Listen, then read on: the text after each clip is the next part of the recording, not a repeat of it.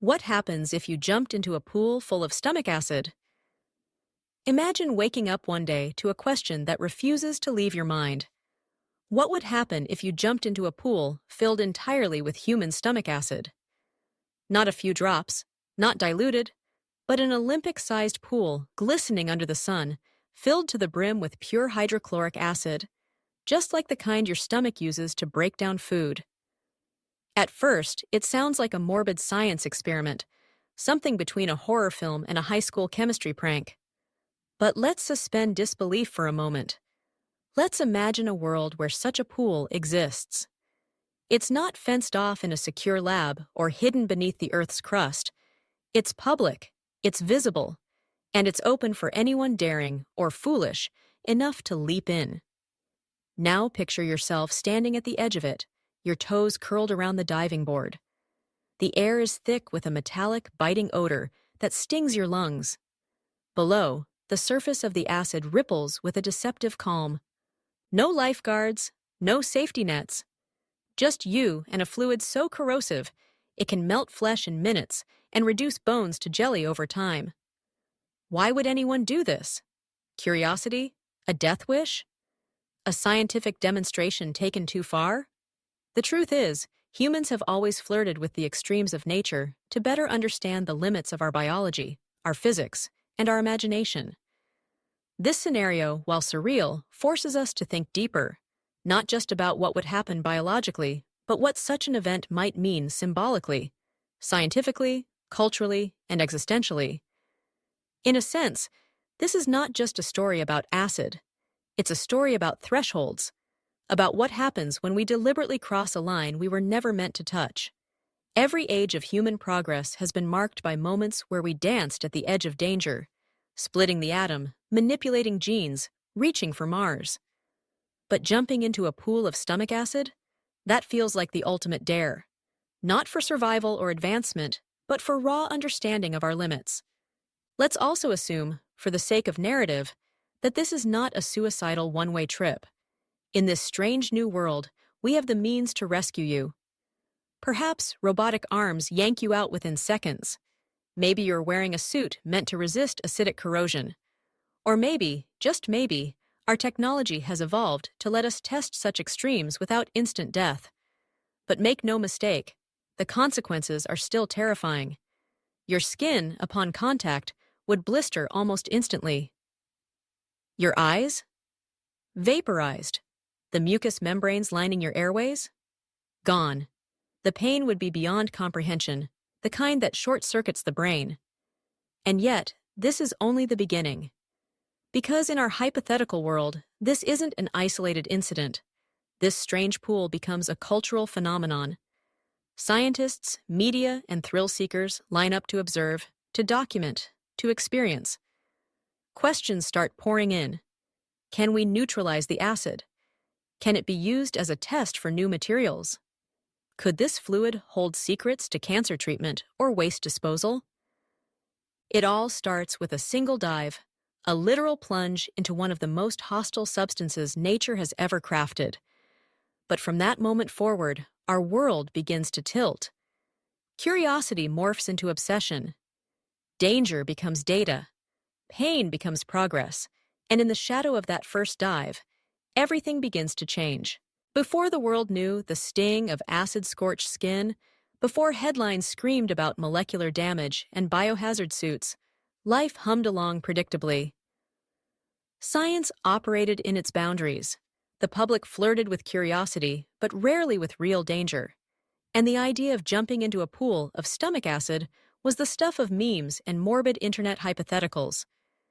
In this pre-acid age, the human body was still a mystery in many ways, but we knew enough to respect its limits. The stomach, for instance, was admired as a compact miracle of evolution. Within it brewed hydrochloric acid, a corrosive fluid with a pH between 1 and 2, strong enough to dissolve meat and bone, yet somehow it didn't eat through our own stomach walls. Why? Because of a clever biological trick. A thick mucus lining that neutralizes the acid and protects us from ourselves. It was a silent war fought internally every day, unnoticed, uncelebrated. Outside the body, hydrochloric acid had its uses. It etched metals, cleaned bricks, refined ores. But never, not once in history, had anyone filled an entire pool with it. At least, not outside the pages of dystopian fiction or the fevered designs of supervillains. The infrastructure alone was unthinkable. Where would you store such a corrosive fluid? What kind of material could contain it? Certainly not concrete or steel. They'd crumble in weeks. Only the most specialized polymers or industrial glass could resist its touch. But then came a new age, an age defined by synthetic biology and advanced materials science. Thanks to breakthroughs in nanocoatings and hyper-resistant composites, it became possible to manufacture containers impervious to nearly anything, even stomach acid. These were initially developed for medical uses: artificial stomachs, smart capsules, targeted drug delivery systems. But as always, human creativity outpaced caution. A private tech firm, riding high on bioengineering patents and media buzz, announced a stunt no one thought serious. They would build the world's first acid pool, a research experiment and public spectacle wrapped in one. The pool would be filled with a synthetic version of gastric juice, derived from human analogs and industrially scaled. And yes, it would be safe, if you didn't touch it. The media response was immediate. Some laughed, some raged, but all were intrigued. News anchors debated the ethics. Twitter lit up with #acid pool challenge memes. Scientists, cautiously curious, lined up to consult. Was this a test of material endurance? A metaphor for facing fear? A capitalist circus in the name of public science? Maybe it was all of them. But deeper down, something else stirred. An undercurrent of obsession with pushing boundaries. For centuries, human progress was tied to controlled risk. Sailing unknown seas, injecting vaccines, orbiting Earth in metal cans. This was no different, argued some. If we could build a pool of pure acid and live to study it, perhaps we could reverse engineer stronger suits, better medical adhesives, or even learn how to neutralize hazardous waste at unprecedented scales. Yet others saw shadows. Philosophers warned this wasn't science.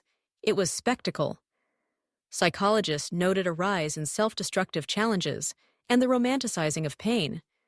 Some pointed to the myth of Icarus, warning that technology without wisdom was a plunge toward the sun. Still, the pool was built. Its structure gleamed, thick, translucent, double-reinforced glass set into titanium supports. Inside, the yellowish clear fluid shimmered beneath sterilized lighting, dense with molecular power. Robotic arms hovered above for sample collection. Drones circled for observation.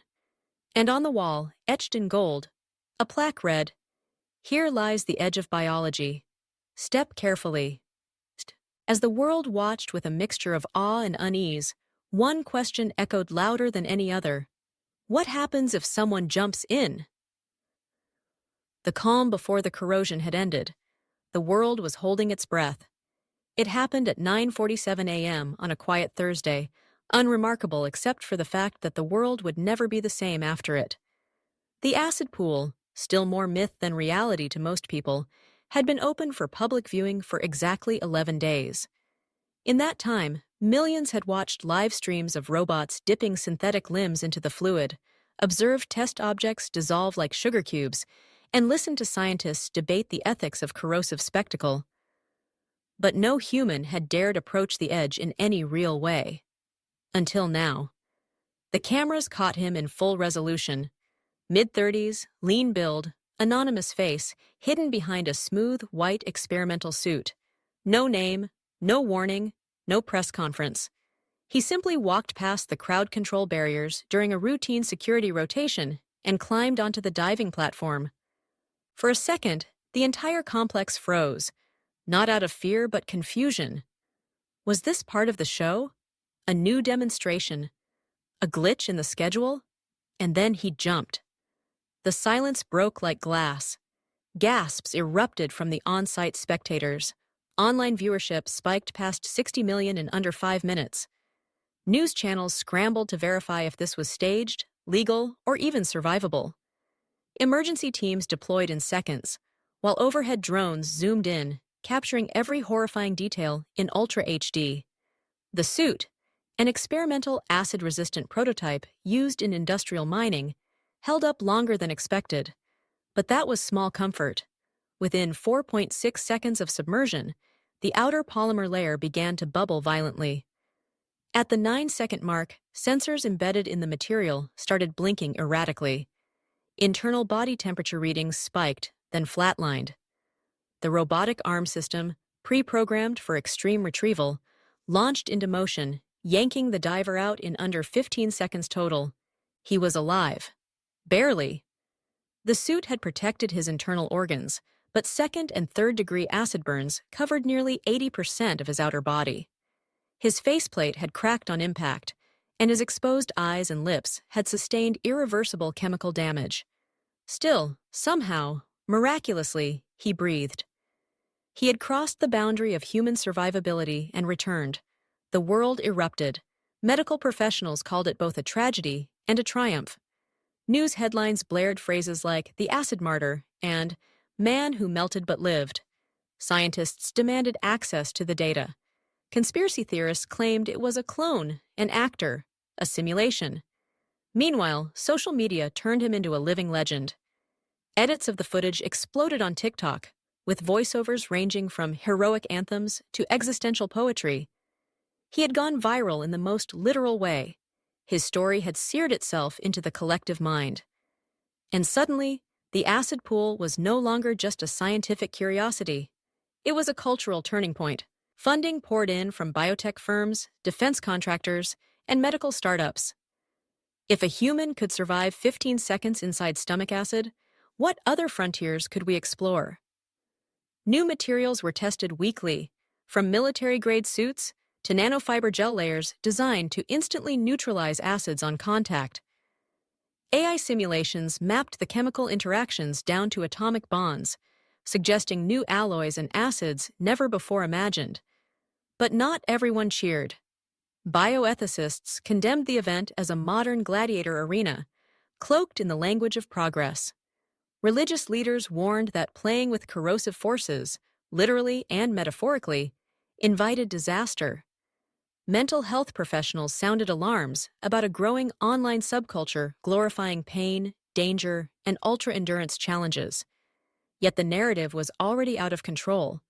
The acid diver became a symbol of curiosity, courage, recklessness, or insanity, depending on whom you asked.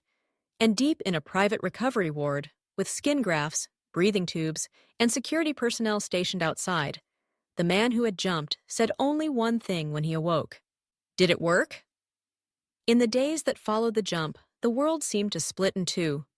On one side were those who saw a miracle, proof that the boundaries of human resilience could be stretched, maybe even broken. On the other were those who saw a warning, the kind written in blood and chemical burns. But regardless of interpretation, one fact was undeniable: the world had changed, and fast. The acid pool was no longer an academic installation or a speculative art piece. It became the nucleus of a rapidly expanding ecosystem, scientific, commercial, and cultural. Thousands flocked to the facility daily, not just to witness the acidic marvel, but to feel something they couldn't explain. They came seeking awe, fear, inspiration. Vendors outside sold toy acid pool kits and commemorative VR goggles that simulated the dive in first person. Children played games of Rescue the Diver, while influencers broadcast reactions in front of the transparent tank, hoping for likes and virality.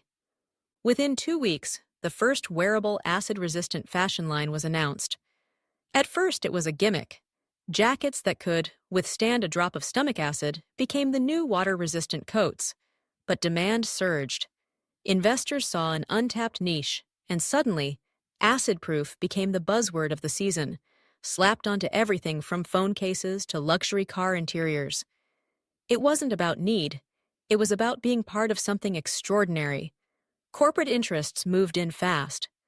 Biotech startups pivoted their R&D to study acid-resistant cell cultures and epithelium analogs, hoping to one day develop internal linings that could shield organs from chemical attacks or medical procedures gone wrong. Insurance companies, sensing a cultural shift, began quietly adding clauses excluding injuries from experimental corrosive experiences. Legal scholars debated liability, especially as underground acid pools began appearing in abandoned warehouses and rural fields. Yes, copycat pools. They began as rumors, then surfaced in blurry live streams and leaked footage.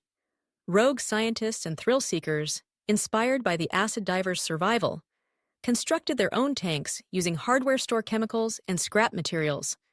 Some aimed to break records. Others were driven by philosophy, to feel what lies beyond pain. The results were often catastrophic. Emergency rooms reported a 340% spike in corrosive injuries within a month, many of them untreated for days out of fear of legal repercussions. Meanwhile, media coverage intensified. Morning shows ran detailed reenactments using mannequins and special effects. Documentaries were rushed into production. One network hosted a panel titled, "Post-Acid Society, Are We Chasing Wonder or Suicide?" featuring ethicists, scientists, survivors, and the acid diver's surgeon. The surgeon warned, "This man lived by sheer chance. He is not proof of safety. He is proof of danger." But by then, the myth had outpaced the facts. Schools began reporting classroom debates, with students divided between those who admired the jump and those who feared its message. Some teachers used the event to teach chemistry and anatomy. Others banned discussion altogether. A new generation had suddenly been handed a symbol of extremity and asked to define it. And, as with any symbol, it meant different things to different people.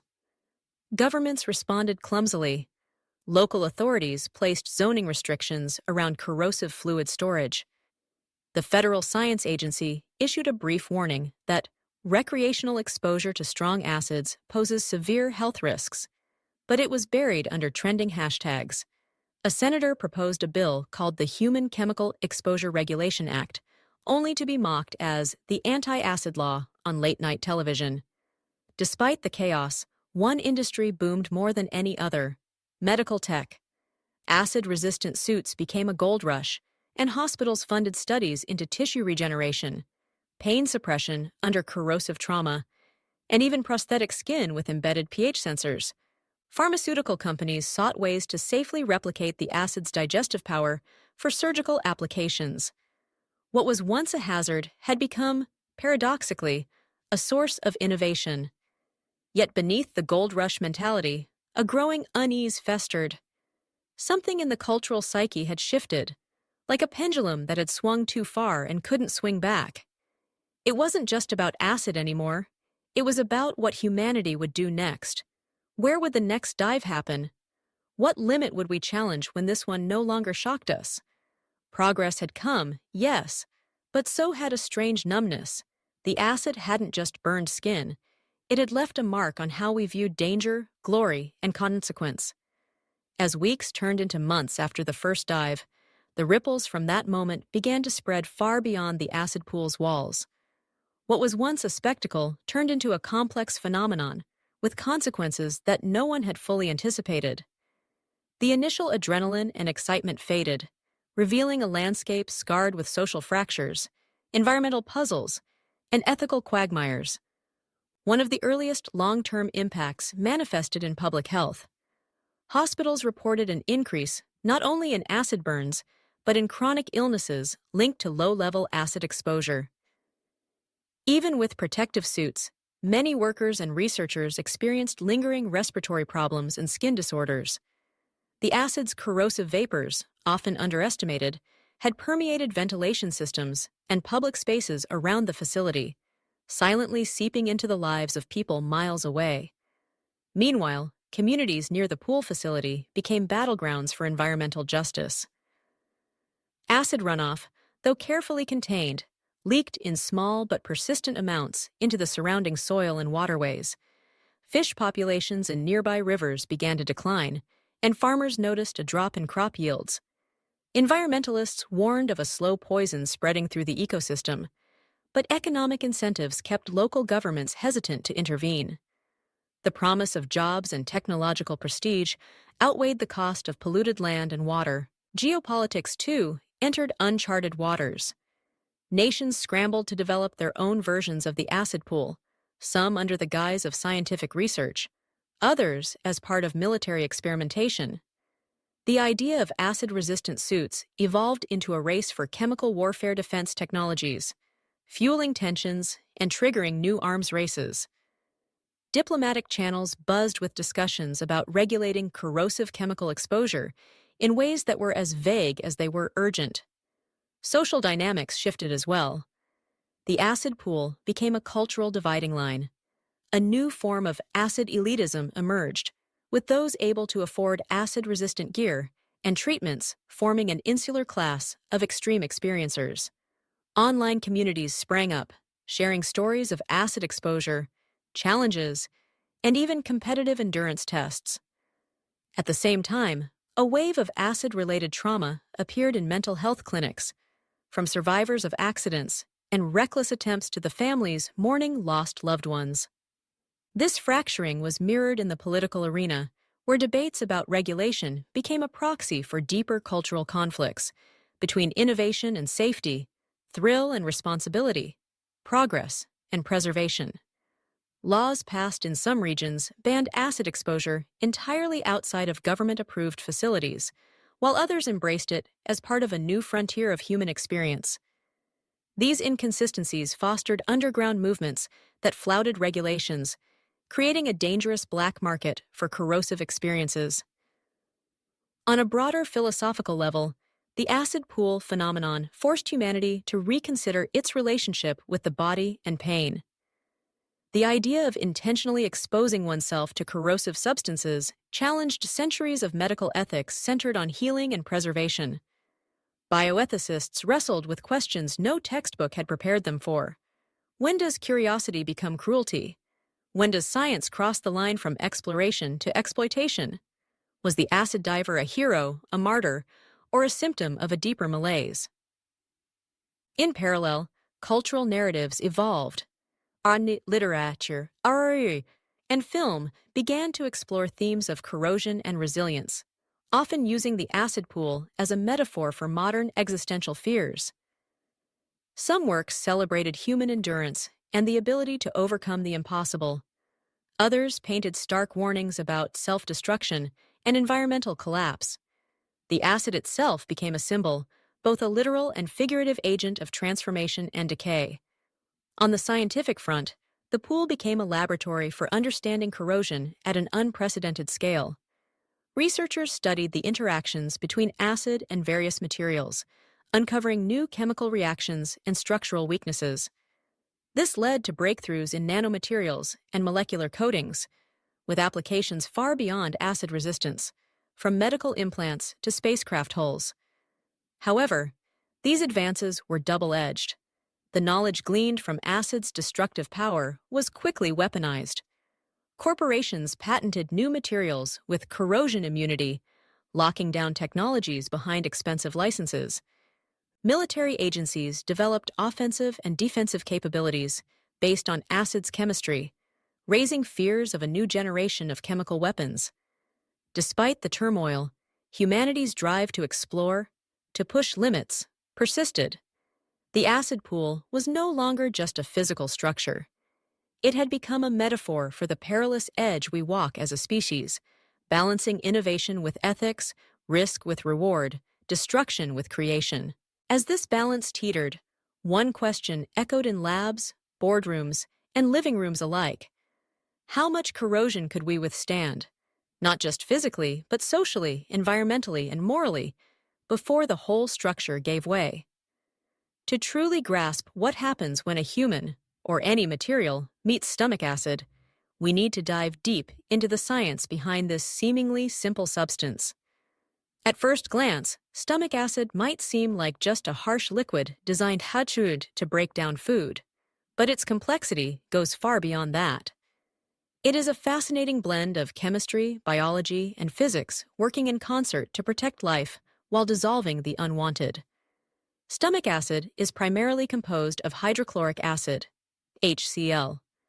a strong acid that can reach a pH as low as 1 to 2. This acidity level means the solution contains a high concentration of free hydrogen ions, 8 plus, which are extremely reactive. These ions interact aggressively with molecules, breaking chemical bonds and effectively melting organic material like proteins and fats, preparing them for digestion. But how does this process work at the molecular level? At the heart of hydrochloric acid's power is its ability to donate protons, H plus ions, to other molecules. When these protons collide with the bonds holding organic structures together, they weaken or break those bonds, denaturing proteins and disrupting the complex three-dimensional shapes that give them function. This chain reaction leads to the breakdown of tissues. That's why, when stomach acid touches the lining of your esophagus or skin, it causes intense damage. However, your stomach's inner lining is specially adapted to withstand this hostile environment. It secretes a thick mucus layer rich in bicarbonate ions, HCO3, that neutralize the acid at the interface between the liquid and the stomach wall. This delicate balance is an elegant example of homeostasis, an internal environment precisely regulated to allow acid to do its job without harming the host. Now, imagine scaling this process up dramatically. Instead of a small acidic environment contained in a muscular organ, picture an entire pool filled with hydrochloric acid at this pH. The concentration of free hydrogen ions is immense, making the fluid one of the most corrosive substances humans commonly encounter. And yet, surprisingly, not all materials are equally vulnerable. The science of corrosion, the gradual destruction of materials by chemical reactions with their environment, is key here. Metals like iron and steel oxidize and weaken rapidly in acid, releasing hydrogen gas as they dissolve. Concrete and ceramics, often thought of as resistant, also degrade under acidic attack because their calcium carbonate and silicate bonds are broken down. This is why traditional construction materials cannot contain stomach acid long-term. Enter modern materials science. Advances in polymer chemistry have produced synthetic compounds resistant to acid corrosion. Fluoropolymers like PTFE, Teflon, exhibit remarkable chemical inertness, meaning they don't react with or get damaged by the acid. Similarly, specialized glass formulations and ceramics engineered at the molecular level offer robust barriers.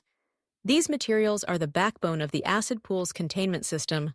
But what about the human body? Even with acid-resistant suits, exposure remains a dire threat.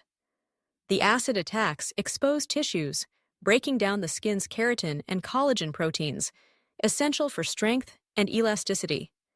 Beyond the surface, acid vapors can damage the delicate alveoli in the lungs if inhaled, leading to respiratory failure. The pain receptors activated by acid exposure send overwhelming signals to the brain, often causing shock. In the acid diver's case, his suit delayed these reactions but could not fully prevent them.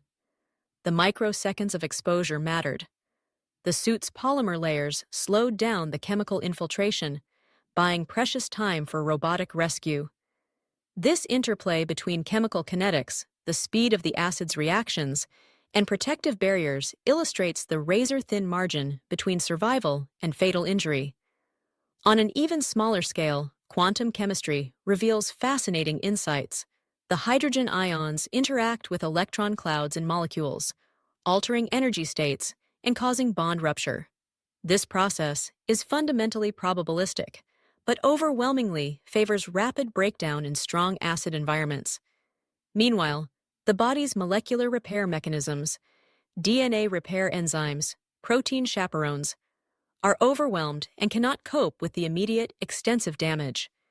Meanwhile, the role of artificial intelligence and computational modeling has become indispensable in predicting acid interactions. AI systems simulate molecular dynamics, mapping out how acids penetrate different materials or tissues, optimizing suit designs and treatment protocols.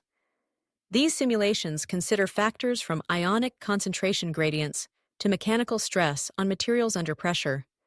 In this intersection of biology, chemistry, physics, and technology lies the frontier of human survival in corrosive environments. The acid pool experiment isn't just a stunt, it's a probe into the limits of matter and life itself. It challenges us to rethink protection, adaptation, and resilience in a world where danger can come from the most unexpected places, even from within our own bodies. As we continue to explore this science, we uncover both the fragility and the remarkable robustness of life. The stomach acid that once seemed simply destructive now emerges as a symbol of balance, power harnessed by precision, destruction held in check by design. And this paradox drives us to ask, how far can we push that balance before it shatters? For months, the acid pool phenomenon had been a spectacle, a symbol of human daring and technological progress. But beneath the surface of curiosity and innovation, a crisis was quietly brewing, one that would shatter illusions and thrust society into chaos. The first warning signs appeared subtly. Reports emerged of accidents, not just at the original facility, but across the rapidly multiplying underground acid pools. Some were small incidents, others catastrophic failures. Protective suits malfunctioned. Automated retrieval systems failed. Human error collided with chemical ferocity, resulting in severe injuries and, in several tragic cases, death. Public trust began to erode. Once celebrated as pioneers, scientists and entrepreneurs faced harsh criticism. Was this reckless endangerment disguised as progress? Were the authorities negligent? Legal battles ensued, with families of victims demanding accountability. Media outlets sensationalized the dangers, leading to panic and confusion. At the same time, the environmental impact escalated dramatically. Containment systems, expensive and delicate, were breached more frequently as underground pools proliferated. Toxic acid leaked into groundwater, corroding infrastructure and contaminating drinking supplies. Wildlife suffered, ecosystems destabilized. The invisible threads connecting environment and human health frayed dangerously. Geopolitical tensions flared. Countries raced to control or ban acid pool technologies, seeing them either as weapons or existential threats. Border skirmishes erupted where clandestine acid research labs were suspected. International agencies struggled to enforce regulations, hampered by secrecy and competing interests. The shadow of chemical warfare loomed larger than ever. Social order began to unravel in some places. Acid-related injuries overwhelmed healthcare systems. Mental health crises surged as survivors and witnesses grappled with trauma. Online forums once celebrating acid endurance shifted toward mourning and despair. A subculture of acid nihilism emerged, where thrill-seeking became self-destructive obsession. In cities near large acid pool facilities, protests ignited. Citizens demanded closures, transparency, and reparations. Authorities responded with force in some cases, further fueling unrest. The divide between proponents and opponents deepened into a bitter cultural war. The acid itself seemed almost symbolic of society's corrosion, the rapid breakdown of norms, trust, and safety. The same fluid that dissolved flesh now threatened to dissolve the fabric of civilization. Amid this turmoil, emergency response capabilities were stretched to the breaking point. Hospitals ran out of specialized treatments for acid burns. Supply chains for medical equipment faltered. Volunteer networks mobilized, but chaos overwhelmed coordination efforts. The original acid diver, once a reluctant hero, became a haunting figure. His recovery was long and painful, marked by surgeries and psychological scars. Interviews revealed a man changed irrevocably, grappling with survivor's guilt and public scrutiny. His question, "Did it work?" now echoed as a tragic refrain, reflecting humanity's ambivalent relationship with its own hubris. In the face of this catastrophe, governments convened emergency summits. New international treaties were drafted to control corrosive chemical experimentation. Scientific communities issued moratoriums on acid pool research, but enforcement remained patchy. The allure of pushing limits was too strong. By the time the crisis peaked, the acid pool was no longer a symbol of possibility, but of peril. Its legacy was etched in burned flesh, polluted waters, fractured societies, and fractured psyches. Humanity had stared into the corrosive abyss and found itself at the edge of collapse. As the crisis around the acid pool escalated, humanity faced a stark choice: retreat in fear or rise with ingenuity. The world had plunged into chaos, but it was also awakening to the desperate need for solutions that transcended conventional wisdom. From emergency rooms to international summits, from underground labs to grassroots communities, a fierce battle unfolded, not just for survival, but for the soul of progress itself. The first line of response came from medical innovators racing against time to improve treatment for acid injuries. Traditional burn care was insufficient. The corrosive nature of stomach acid inflicted damage far deeper and faster. Researchers developed advanced regenerative therapies, using stem cells and bioengineered tissues to replace damaged skin and organs. Nanotechnology played a key role, with microscopic robots deployed to neutralize acid molecules inside wounds, halting corrosion from within. Parallel to healing, engineers and material scientists pushed the boundaries of protective gear. The next generation of acid-resistant suits incorporated self-healing polymers, materials capable of repairing microscopic tears automatically. Embedded sensors monitored chemical exposure in real time, alerting wearers before damage became critical. These suits didn't just shield, they adapted, learning from each encounter to improve protection. But technology alone couldn't stem the tide of social unrest and environmental decay. Activist groups demanded radical policy shifts. Some proposed acid exposure zones be banned entirely, replaced with safer virtual reality simulations to satisfy public curiosity without physical risk. Others argued for stricter international treaties, calling for transparency, enforcement, and the dismantling of rogue acid pools worldwide. Meanwhile, in the darkest corners of the world, the crisis inspired unexpected forms of resistance. Underground networks emerged, dedicated to rescuing those trapped by addiction to dangerous acid challenges or victimized by illicit pools. These groups combined harm reduction strategies with education campaigns, advocating empathy rather than punishment. In parallel, philosophical and ethical debates intensified. Could humanity redefine its relationship with pain and danger? Some thinkers suggested a new ethic of calculated risk, balancing exploration with responsibility, while others warned against glorifying suffering. This discourse permeated schools, media, and public forums, influencing cultural attitudes and policies alike. Perhaps the boldest solutions lay beyond Earth. As the acid crisis revealed the fragility of life on our planet, space colonization gained new urgency. Projects to build acid-resistant habitats on the Moon and Mars accelerated, envisioning societies that could adapt to extreme chemical environments as a hedge against Earth's growing volatility. These efforts blended survival instincts with hopeful visions of rebirth. Amid these transformations, communities forged new social contracts. Shared vulnerability led to unexpected solidarity. Groups once divided by ideology found common ground in mutual aid, collective problem-solving, and a shared determination to rebuild a safer, more resilient world.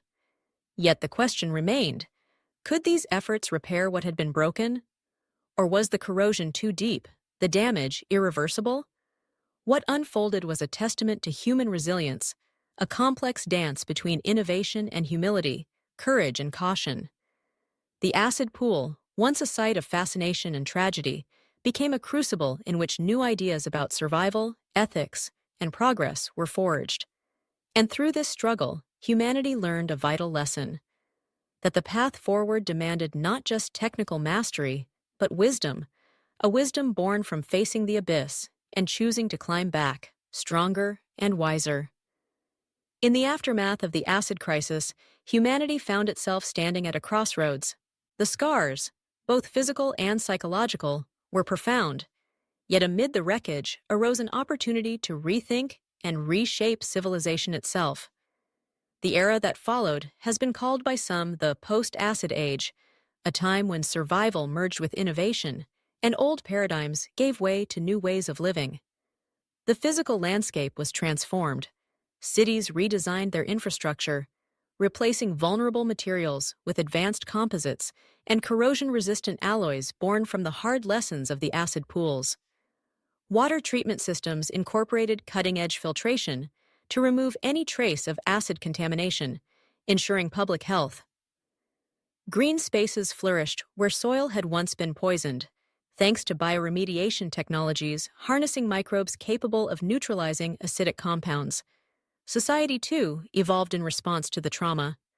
The shared experience of crisis fostered a new collective consciousness, one rooted in precaution, collaboration, and respect for the delicate balance between technology and nature. Educational curricula worldwide incorporated lessons from the Acid Age, emphasizing ethics, environmental stewardship, and the importance of humility in scientific advancement.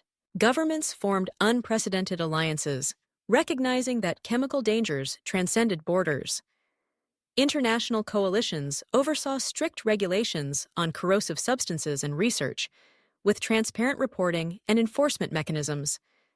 These efforts helped curb illegal acid experiments and underground pools, gradually restoring a sense of security and trust. Culturally, the acid phenomenon left a lasting imprint. Artists, writers, and filmmakers drew from the imagery of corrosion and regeneration, creating works that explored themes of decay and rebirth. Festivals celebrated resilience and adaptation, turning former sites of acid experimentation into memorials and centers for innovation. The acid diver's story became a symbol, not just of human folly, but of survival and transformation. Technology advanced in leaps and bounds, self-healing materials, first developed in the crisis's crucible, became standard in construction, transportation, and even consumer goods. Medical treatments for chemical injuries improved dramatically, enabling recovery that once seemed impossible. AI-driven monitoring systems helped prevent dangerous exposures before they could occur. On a grander scale, humanity expanded its reach beyond Earth with renewed purpose. Colonies on Mars and lunar bases were designed with lessons from the acid pools in mind, built to withstand extreme chemical and environmental challenges. These off-world habitats represented not just survival, but hope, a testament to humanity's drive to adapt and thrive. But the post-acid age was not without its challenges. Questions lingered about how much risk society should tolerate in the name of progress. The cultural split between those embracing radical exploration and those advocating caution remained a delicate tension. Ethical debates continued to shape policy and innovation, reflecting an ongoing negotiation between ambition and responsibility. In this new world, the acid pool was no longer a site of reckless daring, but a reminder etched into collective memory. It embodied both the dangers of hubris and the potential for renewal. Humanity had been scorched by its own curiosity, but from those ashes, a more mindful, resilient civilization had emerged. As we look to the future, the story of the acid pool urges us to reflect. How do we balance the thirst for knowledge with the need for caution? How do we honor the lessons of the past while embracing the possibilities ahead? The answers lie not in fear or recklessness, but in a deep understanding of our place within the complex web of life and matter. The post-acid age is a chapter still unfolding, a testament to the enduring human spirit to confront the corrosive forces around and within us, and to forge a path toward regeneration and hope. As we close this extraordinary journey through the perilous waters of stomach acid, we are left with more than just a story of corrosion and survival. We are confronted by profound questions about human nature, progress, and the fragile balance between curiosity and caution. The acid pool was never just about acid itself. It was a mirror reflecting our deepest ambitions and fears. What does it mean to dare the impossible? To jump headfirst into a substance designed to dissolve living tissue, knowing the risks yet driven by the thirst for knowledge, experience, or fame? The acid diver's leap was an act of courage, recklessness, and curiosity all at once. His story forces us to reckon with the price we pay when pushing the boundaries of what is safe, sane, or ethical. The journey through the acid pool phenomenon also exposes the complex interplay between innovation and consequence. Technologies that promised new frontiers brought with them unexpected dangers, ethical dilemmas, and environmental costs. The initial thrill gave way to crisis, then adaptation, and finally a fragile new equilibrium. This cycle, excitement, reckoning, renewal, is a recurring theme in human history. Perhaps the greatest lesson lies in humility. Stomach acid, a vital yet corrosive component of our biology, teaches us that power must be balanced with protection. Our bodies have evolved mechanisms to contain and control destructive forces within. Similarly, as a society, we must develop safeguards that ensure our advances do not unravel the very fabric of life and community. This story also invites reflection on the nature of pain and endurance. The fascination with acid exposure taps into a primal relationship with suffering and survival. In exploring these boundaries, we confront not only physical limitations, but emotional and psychological ones. What drives us to flirt with danger? To test resilience? To seek meaning in extreme experiences? Moreover, the acid pool saga raises pressing questions about responsibility, individual, corporate, and governmental. Who bears the burden when curiosity leads to catastrophe? How do we balance freedom of exploration with the need for regulation? These questions remain as relevant in other realms of science and technology as they are here. Looking ahead, the challenge will be to carry forward the spirit of inquiry without repeating past mistakes, to embrace innovation while honoring ethics, to nurture a culture that values both courage and care. The acid pool's legacy is not a warning to stop, but a call to proceed with eyes wide open. In closing, imagine yourself once more standing at the edge of that shimmering pool of stomach acid. The rippling surface reflects your face, curious, cautious, and alive. The question remains, will you jump? And if you do, how will you prepare for what lies beneath? The answer lies not just in science or technology, but in wisdom. The wisdom to know when to leap, when to hold back, and how to rise again when the acid burns away what once was. The story of the acid pool is, in many ways, our story. A story of limits tested, lessons learned, and the endless human pursuit of understanding in a world that is as beautiful as it is dangerous. Thanks for diving deep with us into one of the strangest what-if scenarios ever imagined. Exploring the science, the risks, and the human stories behind jumping into a pool of stomach acid reminds us how curiosity drives us, but also how vital it is to respect the limits of nature and ourselves. If you enjoyed this journey through danger and discovery, don't forget to like, subscribe, and hit the notification bell so you never miss an episode.